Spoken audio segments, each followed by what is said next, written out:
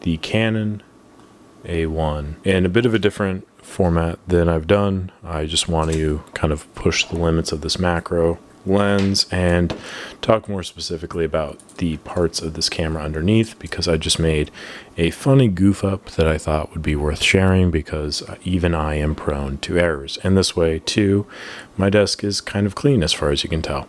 So first of all, we have these 4 wires here. Now these are all important, and this is the order they go in: green, blue, white, and red. I had accidentally switched the white and the red, and then the LED readout was not displaying any of the shutter speeds, and it was permanently acting as though I had the stop down lever pushed in. When you push the stop down lever in, that kind of puts the camera into a aperture priority of sorts. The A1 is a great camera. As you can tell, there's a lot of different electronics here, lots of electronics, and a lot of different functionality for the camera overall.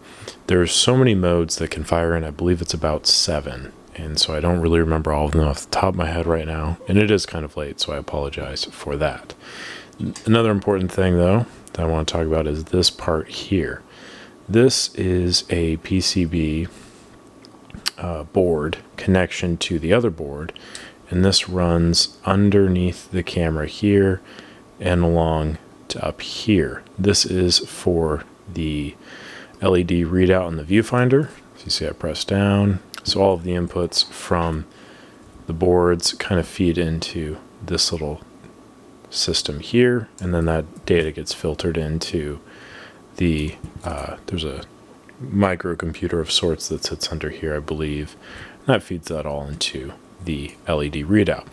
On the top of the camera here, we have our variable resistors, which, you know, do things. Quite frankly, I'm not going to get into the nitty-gritty of the details, just mostly want to talk about some of the highlights. You'll notice here there's a flex circuit that sits all along here, and that runs down to the shutter speed / aperture mechanism there. That is another portion of the board, and it connects right there.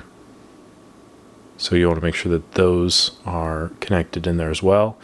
You can remove all of these items, and in fact you do have to remove all of these screws if you intend to remove the mirror box from the camera, or remove the PCB board. It is kind of a challenging thing, but it is easy enough to do. I will maybe make a video about it one day, but that's pretty much what you have to do to access those parts of the camera. So this flex circuit just kind of connects that. There's actually 3 different boards on the camera. There's the previously mentioned one here for the LED readout. There's the one for this, and then there's the kind of more main one, which is controlling all of the inputs from the light meter, as well as the inputs from the ASA, and basically running the computations as to what the shutter speed it should be shooting at and all that stuff. The magnetic aberration for the shutter controls itself. As I mentioned over here, we have our toggle, or the aperture priority and the shutter speed priority, and it just kind of sits on this little clicking thing there. Another thing to note is that underneath here there is a brush that you can see. You can watch it move underneath there. It's grommeted onto the bottom of this disc.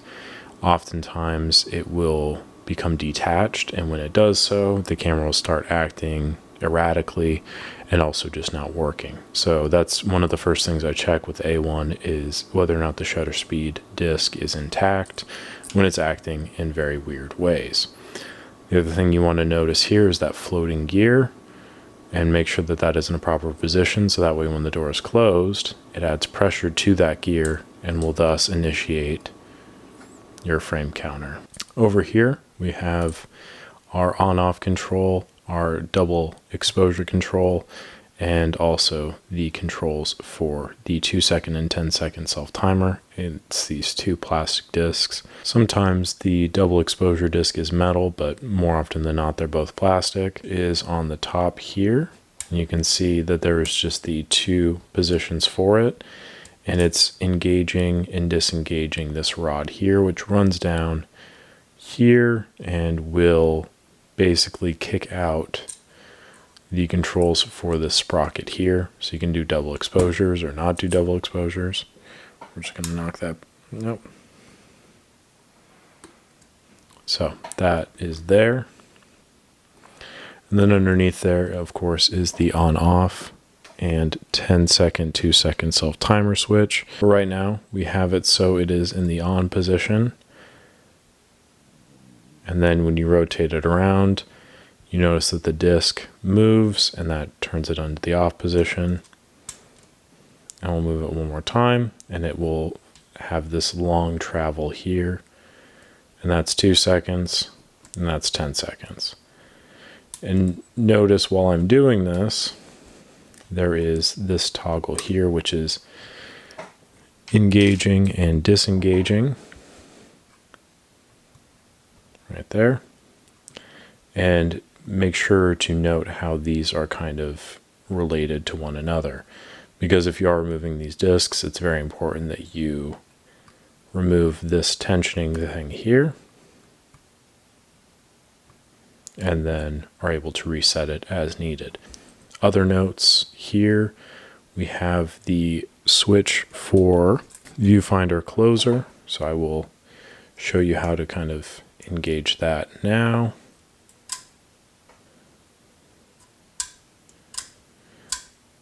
And you can notice that the blades are moving in the housing behind it. So if you are removing the viewfinder, that is something that you should be wary of. Just be careful that you don't mess up the housing of those blades too much. In fact, we will actually remove the viewfinder just for the sake of being able to show you. Okay, so you can see there's the 2 black screws, and that's holding the other portion of that circuit board in place with the LED readouts. And then here you have your shutter closing blades for the viewfinder. So we just set that back in where it goes. Other than that, I think that's pretty much the basics of the A1. There's this little flex circuit board here that you want to make sure that you don't break, because that would kind of break your camera. And of course there is the black wire here, which gets connected to the front of the A1 top, which is the control for the shutter sync cable port. So other than that, I think that is about it. If you have any other questions, comments, concerns, anything you think I might have missed, anything that you want me to go over next, comment them down below. Let me know. This video is kind of interesting to make, so I might make more of these for other cameras, but I hope you enjoyed it. Like the video if you did, subscribe to the channel, and I'll catch you on the next one.